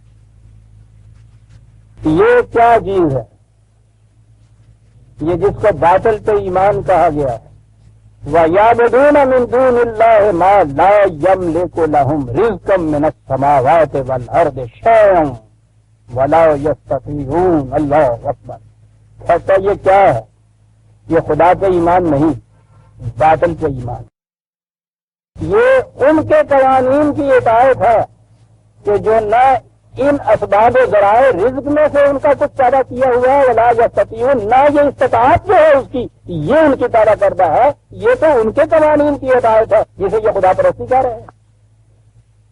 سوچو یہ اگلی چیز یعبدون من دون اللہ، انہوں نے ترجمہ کر دیا یہ پرستش کرتے ہیں ان بتوں کی، واقعی انجوڑ نظر آتا ہے۔ تو یہ جو ہے ایمان بن باطل یہ کیا ہے، یہ ہدایت ہے اس نظام کی، اس قوانین کی، ان لوگوں کے قوانین کی ہدایت، ضوابط کی، نظام کی، کہ جو نہ تو یہ من السماوات والارض، نہ سماوی رزق جو ابھی ہم نے کہا ہے اگر اس کو بارش بھی آپ کہتے ہیں، نہ ارضی رزق تو یہاں سے سب کو یہ پیدا ہوتا ہے، ولا یستطیعون، نہ یہ تمہاری صلاحیتیں جو ہیں یہ ان میں سے کوئی ایک چیز بھی نہیں ہے جو اس نظام کے وضع کرنے والوں کی پیدا کردہ ہوں اور انہوں نے تمہیں دی ہوں، تو دی ہوئی ہے یہ ہماری، فرق کرتے ہیں ان کو ان کے نظام کے تابع ہے کہ جن میں سے کسی نے ایک چیز بھی ایسی نہیں ہے جو ان کی دی ہوئی ہے تمہیں، جب یہ ان کی دی ہوئی نہیں ہے تو ان کے وجہ سے نظام کے تابع ان کو فرق کیوں کیا جاتا ہے جناب؟ کہتا اب عجیب عجیب قسم کی منطقی دلیلیں تم لاؤ گے، مثالیں دیتے چلے جاؤ گے، جی مثال دیا جاتا تھا کہ جی ہاں اگر اللہ تعالیٰ کو یہ منظور ہوتا ایسا ہوتا تو وہ ٹھیک ہے، وہ ہر ایک کو پیدا ہی ایسے کیوں نہ اس نے کر دیا کہ ایک جیسا ہی کمانے والا ہو، ایک جیسی اس کی صلاحیتیں ہوں، ٹھیک ہے کہ جی اگر وہ ایسا قادر مطلق ہے، وہ نہیں چاہتا کہ کوئی بھوکا رہے، کوئی غریب رہے، تو اس کو تو اتنی قوت حاصل ہے، قدرت حاصل ہے، ہاں کیوں اس نے غریب رکھے ہوئے ہیں، کیوں کسی کو امیر بنا دیا، کیوں کسی کو غریب بنا دیا، یہ ہے نا وہ چیز۔ پتا کیا کہتا قرآن، فلا تضربوا للہ الامثال، اس قسم کی مثالیں دے دے کہ اپنی بات کو سچا نہ بناؤ۔ کیوں؟ ان اللہ یعلم وانتم لا تعلمون، ہم جانتے ہیں کہ یہ نظام کس طرح کا ہونا چاہیے، تم نہیں جانتے، جو اس قسم کی مثالیں دے دے کے خدا کی غلط دل باطل ایمان جو دل باطل ہے تمہارا، اس کی صداقت، اس کو سچا ثابت کرنے کے لیے جو اس قسم کی مثالیں دے دے کے بات تم کر دیتے ہو، مت یہ کرو، ہم جانتے ہیں تم نہیں جانتے۔ تو صحیح نظام کون سا ہے اس دنیا کے اندر چلنے والا، ہم جانتے ہیں۔ اور جیسا کہ میں نے کئی دفعہ پہلے بھی سمجھایا ہے کہ یہ جتنا عقل کی فریب کاریاں ہیں وہ ساری لاجک پہ مبنی ہوتی، اور لاجک کی بیشتر دلیلیں جتنی بھی ہوتی ہیں وہ یا تشبیہات پہ ہوتی ہیں یا مثالوں سے متعلق ہوتی ہیں۔ یہ بہت بڑی، یعنی اس کو ہم دلیل بازار کہتے ہیں، یہ دلیل نہیں ہوتی۔ اب ان چیزوں کا سائیکولوجیکل بڑا تجزیہ ہو رہا ہے کہ یہ عقل فریب کار جو ایک انسان کو اس کے اپنے جذبات اور اس کے اپنے تقاضوں کی تسکین سمجھاتی رہتی ہے، یہ حقیقت میں یہ دلیل نہیں ہوتی، یہ اس کے جذبات کو جائز ثابت کرنے کے لیے جسٹیفیکیٹری ریزن جن کو کہا جاتا ہے، اس کو تسکین دینے کے لیے یہ کچھ مثالیں، کچھ دلیلیں، کچھ جس کو وہ لاجیکل ریزن کہتی ہے۔ آپ حیران ہوں گے کہ اب ہمارے ہاں یہ جو نئی ریسرچ ہوئی ہے سائیکالوجی کی، اس میں یہ ریشنل انسٹنکٹس اور ارریشنل انسٹنکٹس دو قسمیں ہو گئی ہیں ان کے ہاں، عقل خود بین اور عقل جہاں بین جسے کہا ہے اقبال نے، یہ دو تقسیمیں انہوں نے خود کی ہیں، اس لیے کہا ہے کہ اس فریب میں نہ آ جاؤ۔ قرآن میں ہے نا ان کی وہ دلیلیں دی ہوئی، وہ سورہ یاسین کے اندر وہ موجود ہے، تو جب ان سے یہ کہا جاتا ہے کہ تم ان لوگوں کی رزق کے ساتھ ایسا نظام قائم کرو کہ جن میں سے ان لوگوں کو رزق مل جائے ہر ایک کو، ہاں آگے آپ سامنے 36/47، وَإِذَا قِيلَ لَهُمْ أَنفِقُوا مِمَّا رَزَقَكُمُ اللَّهُ، رَزَقَكُمُ اللَّهُ، ہمیشہ قرآن یہ کہتا، یہ سارا سامان رزق جو خدا کا عطا کیا ہوا ہے، جب ان سے کہا جاتا ہے کہ بابا ان کو تم پرسنل پراپرٹی کمی کے باندھ کے نہ رکھو، تو اس کو کھلا رکھو ضروریات پوری کرنے کے لیے، قال الذین کفروا للذین آمنوا، یہاں دیکھیے کفر اور ایمان کا ہے، تو یہ لوگ جو اس سے انکار کرتے ہیں، کس سے؟ وہ بنیادی چیز جو ہے کہ یہ خدا کی نعمت نہیں ہے، ان لوگوں سے کہتے ہیں جو ایمان والے ہیں، کیا کہتے ہیں؟ نُطْعِمُ مَن لَّوْ يَشَاءُ اللَّهُ أَطْعَمَهُ، پتہ کیا کہتے ہو تم کہ جن کو خدا نے غریب رکھا ہوا ہے، تم ہمیں کہتے ہو کہ صاحب ان کو امیر بنا دو، یا اللہ معاذ اللہ معاذ اللہ، توبہ توبہ صاحب، خدا کے خلاف جنگ، خدا اس کو غریب رکھنا چاہتا ہے، تم کہتے ہو کہ اس کی غریبی ہٹاؤ، نہ بابا، یہ تو خدا کے خلاف جنگ کرنا ہے۔ کہتا ہے یہ جواب دیتے ہیں کہ اگر اللہ کو منظور ہوتا کہ یہ غریب نہ رہیں تو پھر یہ غریب کیوں رہتے؟ اللہ کو منظور ہی نہیں ہے کہ یہ خوشحال ہو جائیں، اس لیے ہم ان کو خوشحال رکھنے کا سامان یہ کیوں کریں؟ کہتے ہیں یہ ہے وہ مثال کہ اگر اللہ کو منظور ہوتا تو یہ غریب رہتا کیوں صاحب؟ ان کا غریب رہنا جو ہے اس سے ظاہر ہوتا ہے کہ خدا کو یہ منظور ہی نہیں کہ یہ خوشحال ہوں، اس لیے ہم یہ کیوں کریں؟ آپ دیکھتے ہیں کتنا بڑا فریب ہے، خدا کے نام پہ فریب دیا جا رہا ہے۔ یہ اللہ کو ماننے والے ہیں نا، بیچ میں سے اللہ لے آئے ہیں نا یہ کہ اگر خدا کو منظور ہوتا تو ایسا کیوں ہوتا تھا؟ ہم کون ہیں صاحب اس کو ہٹانے والے؟ ان انتم الا فی ضلال مبین، کتنی کھلی ہوئی گمراہی ہے جس کی طرف ان کی عقل فریب کار میں لیے جا رہی ہے۔ وہ دلیل دے رہے ہیں، دلیل کے تو معنی ہے نا کہ راستہ کی بات کر رہے ہیں۔ قرآن کہہ رہا ہے کہ کس قدر یہ کھلی ہوئی گمراہی ہے جس کی طرف یہ لیے جا رہی ہے ان کی عقل۔ چاہتے تو خود نہیں ہے کم وقت کے یہ پیسہ جیب سے دے، دلیل یہ بات لے آ رہے ہیں کہ صاحب یہ اللہ کا حکم ہے، صاحب ہم اس کے خلاف کیسے کر سکتے؟ ان اللہ یعلم وانتم لا تعلمون، ہم جانتے تم نہیں۔ کہا کہ اگر ہم اپنی مشیت سے جسے تم کہتے ہو جبر کے ذریعے سے یہ کچھ کرتے، کسی کا اختیار نہ ہوتا انسان کا، ایسا ہم انتظام کر دیں کہ جبر کے ذریعے سے وہ سب کچھ دوسرے کو دیے جائے، یا ہم ہی اس طرح سے یہ سب کچھ کرتے، اختیار کی بات نہ ہوتی۔ اب یہاں آئیے کہتا تم مثال دے کے بات سمجھاتے ہو، ہم سمجھاتے ہیں مثال دے کے تمہیں بات، مثال سے سمجھنا چاہتے ہو، آؤ ہم سمجھائیں۔ مثال اور مثال میں فرق۔ کہتے یہی ہے نا کہ اگر خدا کو منظور ہوتا تو سب کو یکساں طور پہ وہ خود رزق دے دیتا،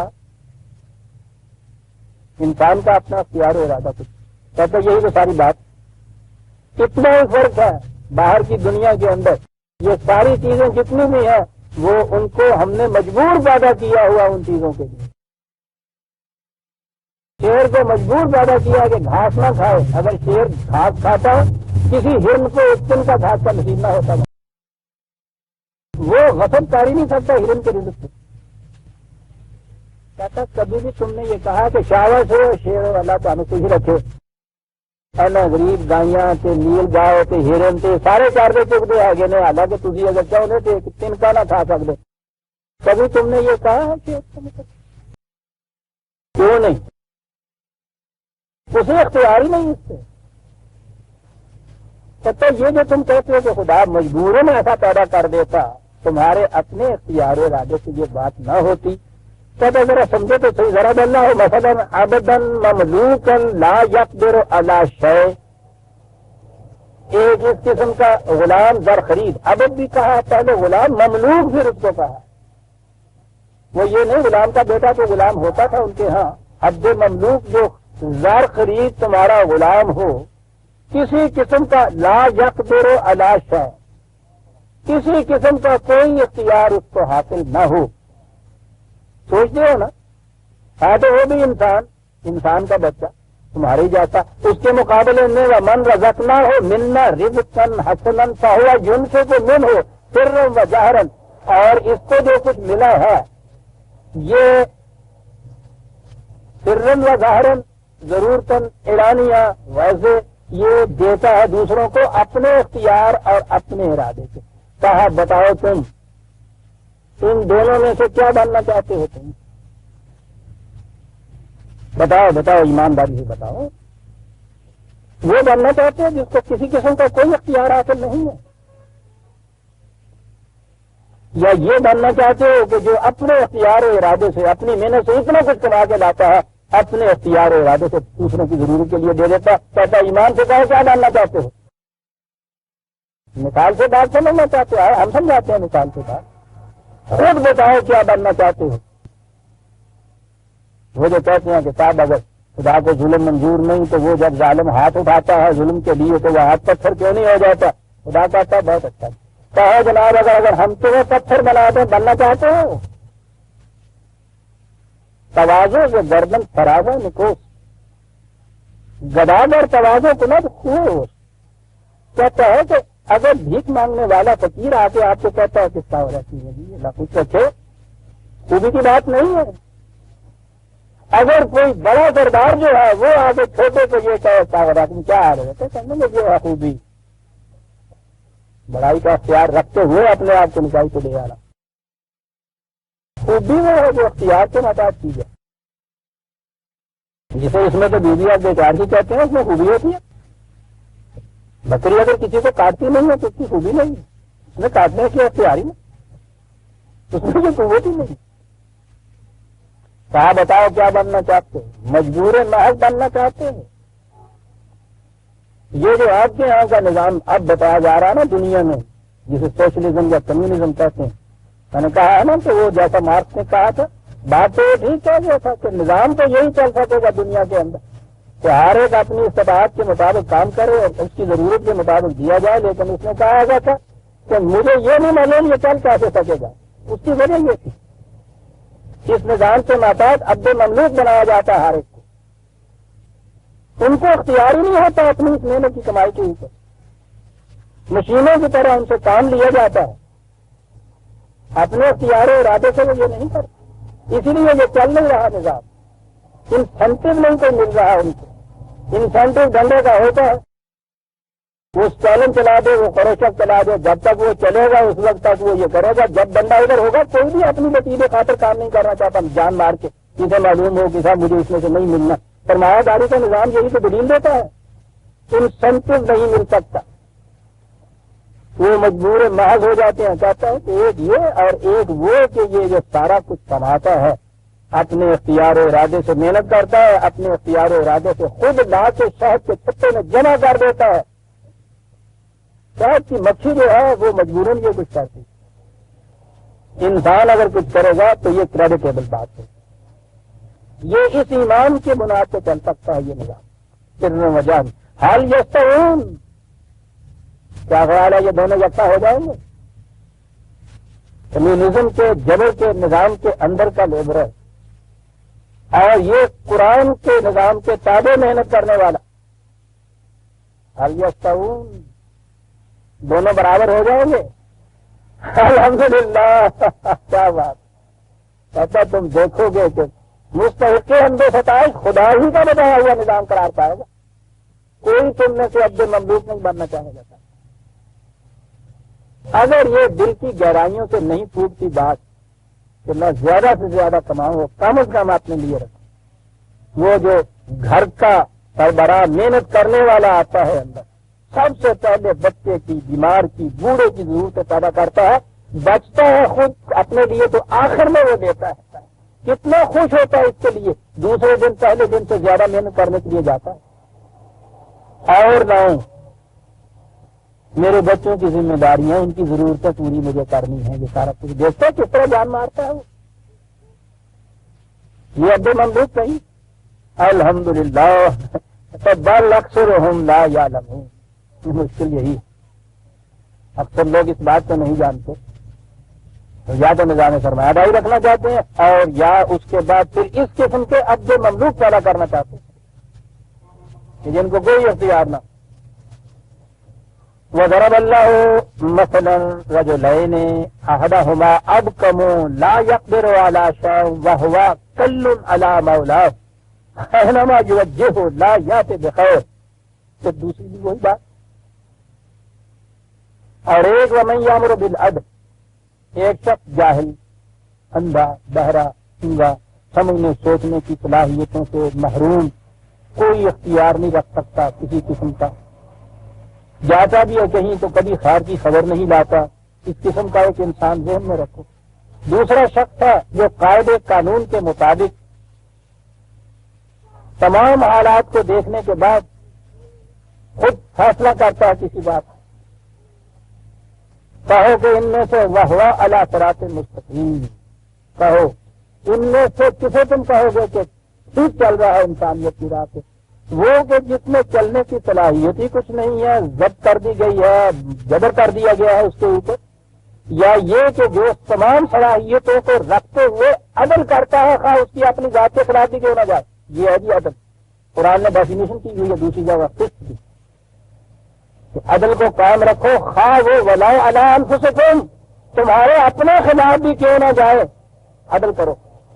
یہ نظام جو قائم ہوتا ہے قرآن کی اس بنیاد کے اوپر کہ ایک شخص یہ جانتا ہے کہ یہ نعمت جو ہے خدا کی طرف سے دی ہوئی ہے، امانتیں جہاں اس نے کہنا میں نے صرف کرنا ہے، یہ شخص عدل کرے گا، ہاں یہ اپنی ذات کے خلاف بھی کیوں نہ جائے، اور جو مجبور پیدا ہوا ہے وہ عدل کرنے کی صلاحیت ہی بیچارہ نہیں رکھتا۔ کہو یہ جو تقسیم عدل کی ہے یہ عدل ہے، اس قابل کی تعریف اس کی جائے، یا وہ جس میں عدل وغیرہ کی صلاحیت ہی نہیں ہے، تم اس قسم کے انسان پیدا کرنا چاہتے ہوا الی صراط مستقیم۔ یہ ہے شخص جو صحیح راستے کے اوپر چلتا ہے، توازن بدوش راستے پہ چلتا ہے، اختیار پورا رکھنے کے باوجود عدل کرنے والا۔ یہ ہے وہ نظام جو قرآن پیدا کرتا ہے عزیزان من۔ یہ ہے انسینٹو جسے وہ کہتا ہے، یہ انسینٹو وہ کہتا ہے اس ایمان کی بنیادوں پہ آ سکے گا کہ جو بھی صلاحیتیں سامان رزق جو ہے یہ تم میں سے کسی کی ذاتی ملکیت نہیں، یہ خدا کی طرف سے دی ہوئی عطا کی ہوئی چیز ہے، اور اس کے لیے دی ہوئی اس لیے ہے کہ تمام نو انسانی عالمگیر انسانیت کی نشو و نما ہوتی چلی جائے۔ یہ ایمان ہے جس کی بنیادوں پہ وہ کہتا ہے یہ معاشی نظام آگے چل سکے گا۔ یہ ایمان جس ایمان کو اب تانا منایا جاتا ہے، طنز منایا جاتا ہے، جب بھی ان سے بات کرو ان لوگوں سے جو نہیں مانتے ہیں درمیان میں، وہاں تو وہ خدائی کو نہیں مانتے، وہی کو نہیں مانتے، مقدار کو نہیں مانتے، گفتگو کرے تو وہ کہتے ہیں کہ نہیں صاحب تمہارا یہ سب کچھ قصہ سوچ کے اوپر مبنی ہے، عقل کو کوئی دخل نہیں ہے اس کے اندر۔ ترجمہ افید کیا انہوں نے، ایمان کیا، ایمان کے بعد یہ آپ نے دیکھا تھا کہ اس چیز کو ایمان کہتا ہے قرآن۔ اب میں نے پہلے اس دن بھی سمجھائی تھی یہ بات کہ یہ خود ان کا بھی تو ایمان ہے، ان کا ایمان ہے کہ خدا کوئی چیز نہیں، وہی کوئی چیز نہیں، کوئی چیز ایٹرنل لاز نہیں، غیر متبدل اقدار نہیں، اس پہ ایمان ہوتا ہے۔ کوئی کمیونسٹ اگر جا کے کمیونسٹ جماعت کو کہہ دے کہ نہیں صاحب میں خدا کو بھی مانتا ہوں رسول کو بھی مانتا ہوں، وہ کمیونسٹ ہی نہیں رہ سکتا، بے ایمان ہو جاتا۔ وہ ان کے یہاں کا ایمان ہے، یہ ان کے یہاں کا ایمان ہے، فرمایا دار کا بھی ایک ایمان ہے کہ جو کچھ کوئی کماتا ہے اس کا وہ بہت مالک ہونا چاہیے، کسی دوسرے کو دخل دینے کی اس میں تو اختیار نہیں ہے، یہ اس کا ایمان ہے۔ یہ تو ساری چیزیں ایمان پہ چلتی ہیں۔ ایک یہ ایمان ہے کہ ان میں سے کوئی چیز بھی میری اپنی نہیں ہے، اس کی ہے، اور اگلی بات یہ اس کے بتائے ہوئے طریقے کے مطابق اس کو صرف کرنا ہوگا۔ یہ ایمان ہے جو انسینٹو جذبہ محرکہ دیتا ہے۔ وہ مشکل ان کی بھی یہ ہے کہ چونکہ ادھر کوئی اس ایمان والا ملتا ہی ان کو نہیں، وہ کہتے ایسا نہیں کہ یہ ہے کہ ایمان یہی ہے، تو وہ ہمارا یہ جو بے ایمانی کا ایمان ہے اس کی وجہ سے وہ لوگ داریے کافر ہو جاتے ہیں۔ قرآن ان کے سامنے ہوتا نہیں، اور وہ جو ہوتا ہے وہ بھی انہیں کا دیا ہوا ہوتا ہے،